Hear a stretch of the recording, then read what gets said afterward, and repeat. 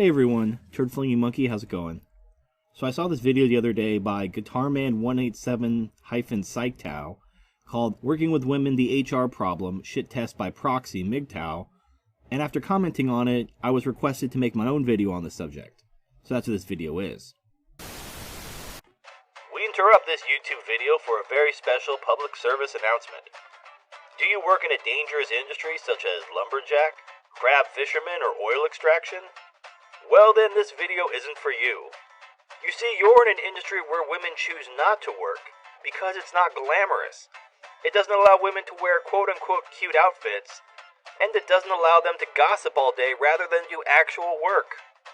However, if you work in an office, you are probably very familiar with the subject of this video, the female time bomb of complaints, harassment, and lawsuits known as the office cunt.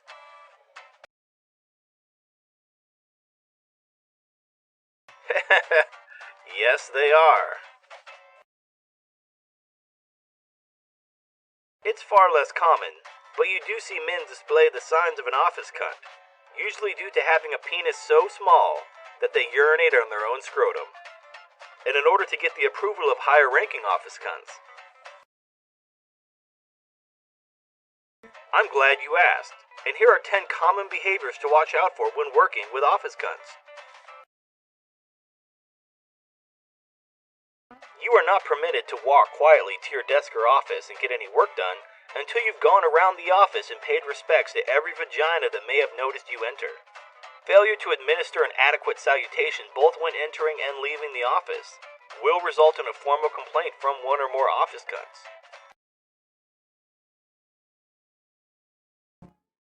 Do you have work to do? Trying to make your sales for the month and getting through your list of tasks for the day? Drop everything because the office cunt needs to talk to you, but only if you quote-unquote have a minute. And you better find a minute right then and there, because if you don't, you're not being a quote team player, and a formal complaint will be filed. Still have a job? Not for long, because the office cunt needs someone to blame for their own poor sales numbers or performance. And who better to blame than the man that's been doing better than her, i.e. you? This may not be possible if you work independently, but if you find yourself on any kind of team with an office cunt, be prepared to do all the work and give her all the credit, or else be prepared for a formal complaint.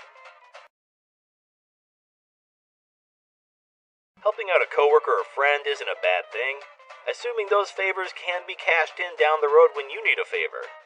But an office cunt returns favors like a drug addict pays back borrowed money. When an office cunt asks you for a favor, you are essentially doing her job. Realize that this favor will never be returned, and further favors will be requested, also never to be returned. The only defense of this is to be busy at the time of the favor. Office cunts will usually ask whether or not you're busy before asking for a favor in order to eliminate this defense. Simply saying no will result in a formal complaint because you're not being a team player. You may think you're safe to discuss things with your non-cunty coworkers, but you'd be wrong. If an office cunt is within earshot and she can half hear something that may or may not be somewhat offensive when taken out of context, she will file a complaint and try to get you fired, and even if you explain yourself and prove that you were in the right, often the manager has no choice but to go through with the complaint and reprimand you because the holy vagina must be satiated. One surefire way to get on the bad side of an office cunt is to be recognized for anything positive. If your boss is congratulating you, that means she's not the center of attention, and that makes you the enemy. Of course, she could just work harder and compete against you on merit, but it's much easier to get you fired and eliminate you that way. If you wish to thrive in the world of the office cunt, you must be prepared to suck up to her and do her bidding without reward or question. Unlike romantic relationships, office cunts are not interested in alpha male bad boys that know how to take charge. In the office, she is the alpha male, and if you don't take your place behind her, you are a threat to her to be removed, which leads to... The office cunt knows that she can't threaten you physically or intimidate you in order to remove you, but she makes up for this by using the company's human resource or HR department to get rid of you. Anything you say or do will be used against you in the court of formal counseling, And if you don't give her something to work with, she may resort to number 6 previously mentioned, and simply use her perception to file a complaint. If you aren't giving her anything to work with there, she may try to bait you into something she can use against you.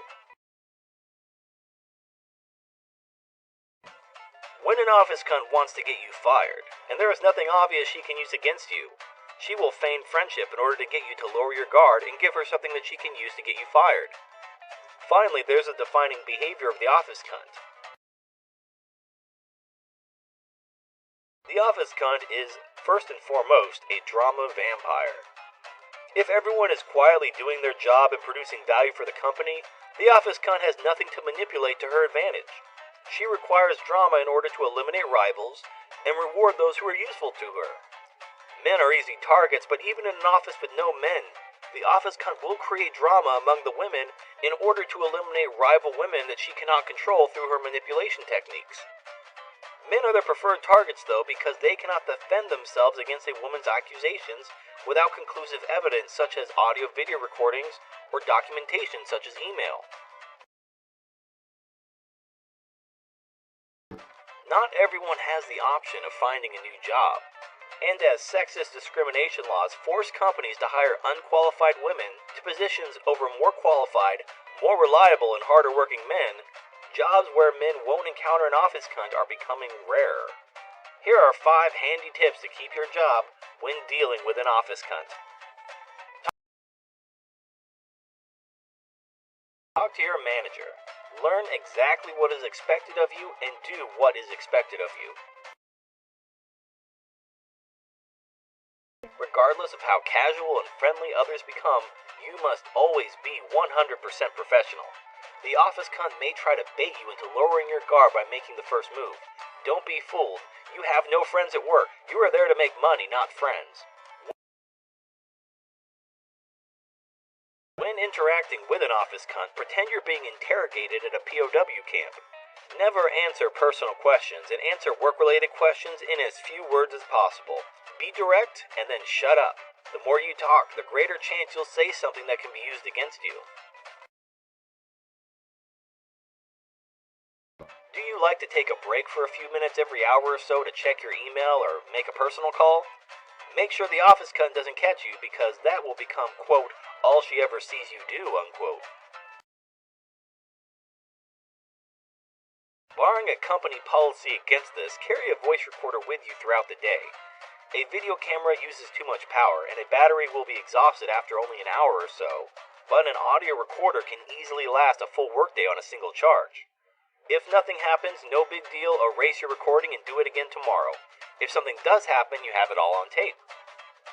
People in today's day and age know that emails can be retrieved and that they leave a paper trail, and they're more likely to rely on phone or personal conversations in order to trap you, because without a recording device, it becomes a matter of he said, she said. And having a penis means you will always lose that battle, but with an audio recording, you will be able to defend yourself. Be aware that once it becomes known that you're recording conversations, the office cunt will seek to force you to remove your audio recorder, perhaps getting an office-wide ban imposed, citing privacy or other threats. If your company tells you not to bring your audio recorder to work anymore, continue to do so. You'll be fired either way, but the office cunt will be gunning for you once provoked, and you'll need those recordings more than ever. In fact, under the belief that she's no longer being recorded, she may become careless and tip her hand. Obviously, once you use the recordings to defend yourself a second time, you'll be reprimanded for disobeying company policy and for bringing the recorder to work, and you may be fired anyway. So only use the audio if the consequences are truly severe. This concludes our in-depth look at the office cunt. As a final message of hope, if you make it to age 40, you'll notice that most office cunts have quit their jobs to raise families. And those that remain after hitting the wall don't command the same respect they once did. Their influence begins to sag, much like their waistlines and titties. And you'll get the final laugh. We now return you to your regularly scheduled programming. And her ass was this big. Anyway, that's all I have to say about this subject. I hope you enjoyed this video. Please like, favorite, and subscribe, and I'll see you next time.